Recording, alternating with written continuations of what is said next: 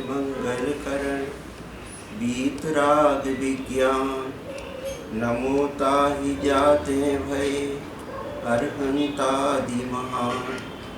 जो विद्यादि सागर सुधी गुरु है हितैषी। शुद्धात्म में निरत नित्य हितोपदेशी। वे पाप ग्रीष्म ऋतु में जल है सयाने। पूजू उन्हें सतत केवल ज्ञान पाने। पूजू उन्हें सतत केवल ज्ञान पाने। पूजू उन्हें सतत केवल ज्ञान पाने। कवि वरभूधर दास जी ने लिखा है, जांचे सुरतरु दे सुख चिंतत चिंता रैन। बिन जांचे बिन चिंते धर्म सकल सुख देन। कल्प वृक्ष तो मांगने पर ही सुख सामग्री देता है, पर धर्म बिना मांगे सब कुछ देता है। इसी प्रकार चिंतामणि रत्न भी चिंतन करने पर ही मनोकामना पूरी करता है, पर धर्म तो बिना मांगे बिना चिंतन किए ही संपूर्ण सुख प्राप्त कराता है। धर्म किसे कहते हैं? आचार्यों ने बताया है, धम्मो बद्धु सहावो। वस्तु के स्वभाव को उसका धर्म कहते हैं। आत्मा का स्वभाव आत्मा का धर्म है। आचार्य भगवंतों ने आत्मा को उपयोग स्वरूप बताया है, चेतन को है उपयोग रूप। आत्मा का स्वरूप ज्ञान दर्शन उपयोगमयी है। राग दोष मोह रहित आत्मा की जो वीतराग परिणति है वही धर्म है।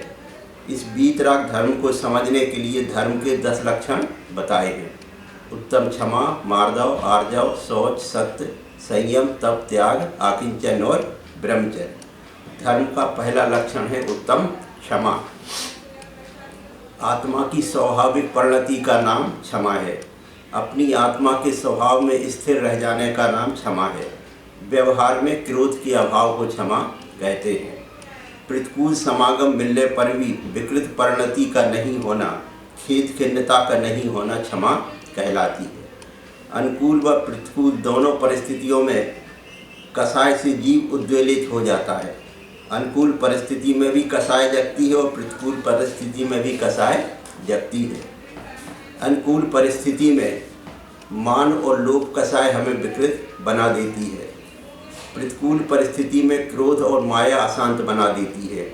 इन अनुकूल प्रतिकूल परिस्थितियों में जो शांत रहता है वह क्षमा धर्म को प्राप्त हो जाता है। उत्तम क्षमा का मानव जीवन में वही स्थान है जो एक जीव के लिए आत्मा का। जिस प्रकार बिना आत्मा के मानव देह का कोई मूल्य नहीं, उसी प्रकार क्षमा के बिना आत्मा का भी कोई मूल्य नहीं। क्षमा आत्मा का स्वभाव है। यह धर्म में प्रवेश करने का प्रथम द्वार है। धर्म में प्रवेश करने की प्रथम शर्त है क्रोध का त्याग। यदि हम क्रोध के साथ धर्म में प्रवेश करेंगे तो देवसात गुरु की विनय नहीं कर पाएंगे। क्रोध क्षमा धर्म का विरोधी है। क्रोध रूपी विभाव आपके हृदय में बैठा हुआ है, उसे हटाओ और उसकी जगह क्षमा को प्रतिष्ठापित करो। क्षमा कहीं गई नहीं है, क्षमा कहीं से आएगी भी नहीं, वह तो आपकी आत्मा में ही विद्यमान है। अतः क्रोध को छोड़कर क्षमा धर्म को अपनाओ। क्रोध ही समस्त अनर्थों की जड़ है। नास्ति क्रोधा समम पापम नास्ति क्रोधा समम रिपु। क्रोधोन्मूल अनर्थानां तस्मात् क्रोधो विवर्जेत्। संसार में क्रोध के समान कोई पाप नहीं है, क्रोध के समान कोई शत्रु नहीं है। संसार में जितने अनर्थ होते हैं सब क्रोध के कारण ही होते हैं। इसलिए हमें ऐसे क्रोध को छोड़ देना चाहिए। यदि शांति चाहिए तो क्रोध के अवसर पर गम खाने में ही फायदा है।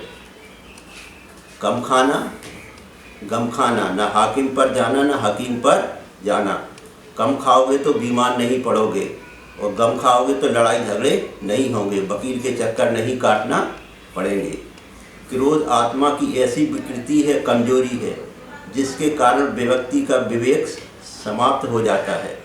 वह भूल जाता है कि क्या कर रहा है, क्या करने जा रहा है और इसका परिणाम क्या निकलेगा। यद्यपि आँखें हैं लेकिन वह देख नहीं सकता, कान है लेकिन वह सुन नहीं सकता। व्यक्ति को जब क्रोध आता है तो उसके सारे गुण समाप्त हो जाते हैं। क्रोध कितना अंधा होता है। भरत चक्रवर्ती जब तीनों युद्धों में हार गए तो चक्र उठा लेते हैं हाथ में और बाहुबली के ऊपर चक्र को छोड़ देते हैं। भरत को पता नहीं था बाहुबली चरम शरीरी हैं, मेरा इनका एक खून है, एक खून पर चक्र नहीं चलता। पर जिस समय क्रोध आता है तो विवेक शांत हो जाता है। भरत जी ने नहीं सोचा और चक्र छोड़ दिया। उस समय बाहुबली को भी क्रोध आ सकता था, लेकिन उन्होंने सोचा 3 ज्ञान का धारी, 6 खंड का अधिपति, तद्भव मोक्षगामी, गलती करे तो करे, मैं क्यों गलती करूं।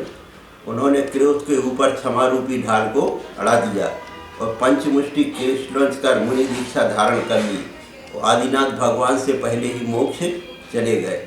यह सब क्षमा की महिमा है। क्रोध आने का मूल कारण सत्यार्थ बोध का अभाव है।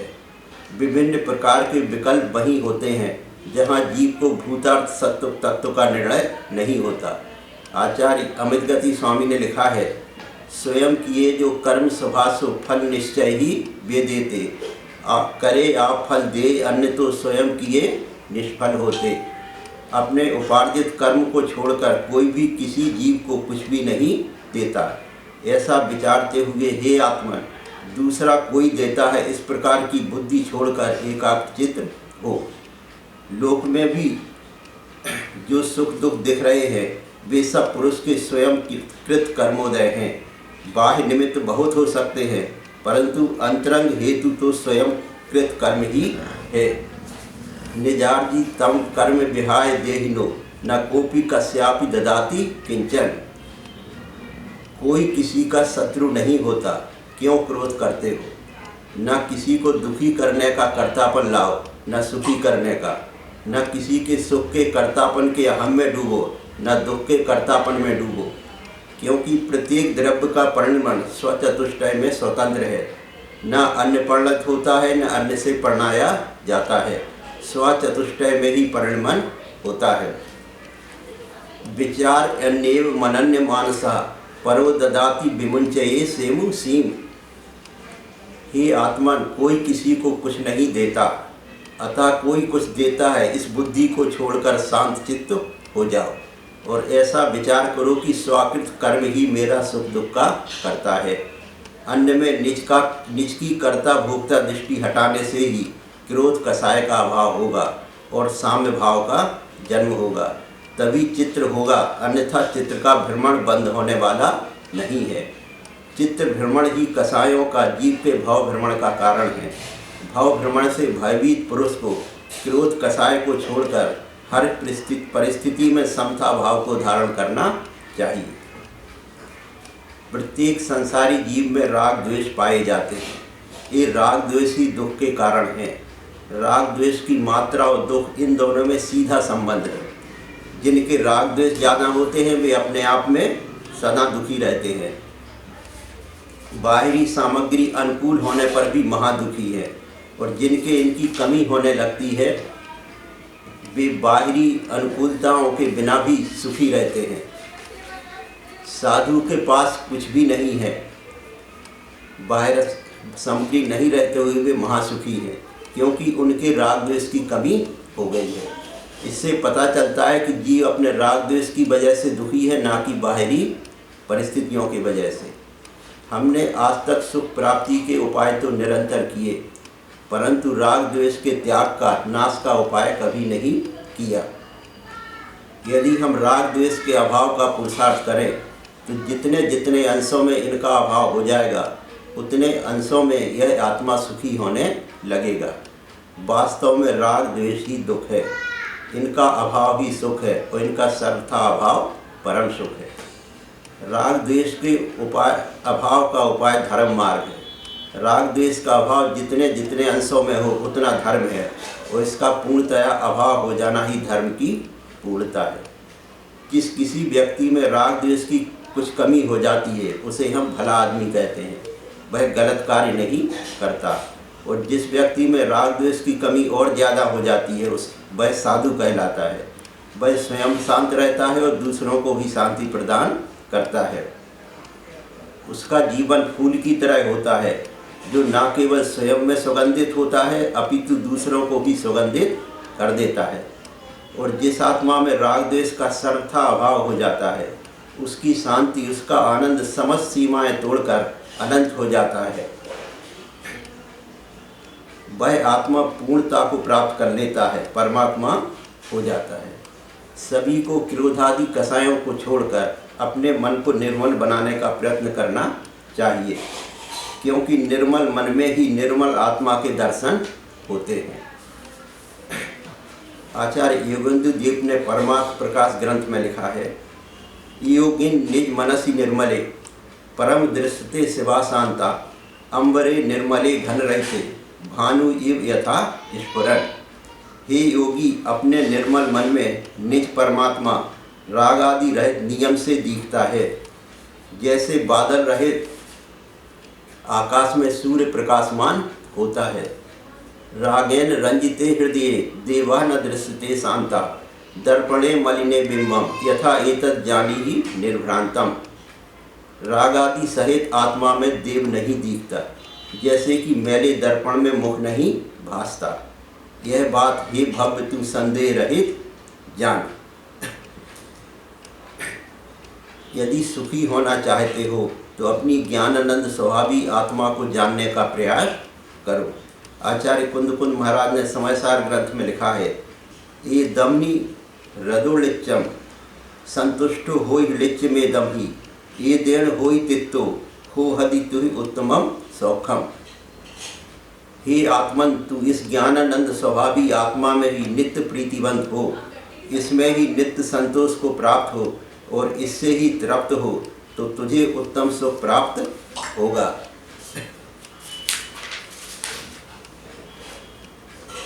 आचार्य कहते हैं, क्रोधादि कसायों को छोड़कर आत्मा का चिंतन मनन करो। हमारे पास अभी भी समय है, हम क्रोध को छोड़कर क्षमा धर्म को धारण कर अपना कल्याण कर सकते हैं। जैसे कोई विद्यार्थी पूरे साल मेहनत ना करे, वो अंत में परीक्षा के समय अच्छे प्रकार से मेहनत कर ले तो परीक्षा पास कर लेता है। इसी प्रकार मनुष्य यदि जीवन के अंत में भी समझ जाए तो वह अपने जीवन को सफल बना सकता है। आयु घटत है रात दिन ज्यों करो से काट, अपना हित जल्दी करो पड़ा रहेगा हाट। इस आयु का कोई भरोसा नहीं, अतः जो कुछ करना हो शीघ्र करो और इन क्षमादि धर्मों को धारण कर अपनी आत्मा को पवित्र बनाओ। उत्तम क्षमा सभी धर्मों में सर्वोपरि है। क्षमावान व्यक्ति के अंदर दया धर्म स्वतः ही समाहित हो जाता है।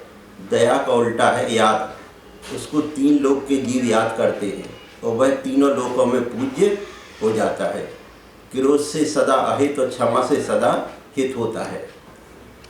प्रतिकूल वातावरण हो, कोई अपशब्द भी कह रहा हो, कोई अपमानित भी कर रहा हो, तो भी उस पर क्रोध न करके अपने परिणामों को शांत बनाए रखना, यह क्षमा भाव है। क्षमा ही इस लोक में परम शरण है, माता के समान रक्षा करने वाली है। जिन धर्म का मूल क्षमा ही है, इसी के आधार से सकल गुण है। कर्मों की निर्जरा का कारण है, हजारों उपद्रव दूर करने वाली है। इसलिए धन व जीवन चले जाने पर ही क्षमा को छोड़ना योग्य नहीं है। आपको कोई गाली दे जाए, यह उसका क्षय उपशम है। जगत में कितने लोग आपको क्या क्या देते हैं, सभी रखते हो क्या? जो मुझे चाहिए वही रखता हूँ, जो नहीं चाहिए वह लेता भी नहीं। इसी प्रकार कोई अपशब्द बोले, गाली दे तो उसे लेने से मना कर दो।